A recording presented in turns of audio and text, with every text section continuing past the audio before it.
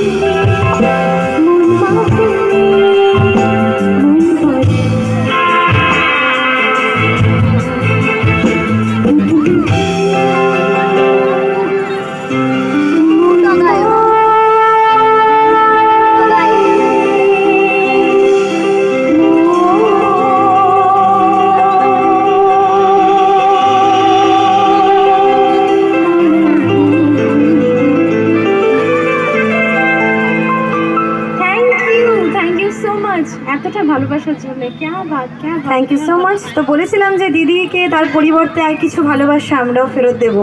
সেখানে আমি একা নই, আমাদের সকল মেয়ের বান্ধবীরা, ছেলে বন্ধুরা আছে। তো দিদির সঙ্গে আমার প্রথম দেখা সমুদ্রের খুব কাছে। আপনারা না যদি বিশ্বাস করেন, আপনারা দেখুন পুরো বডি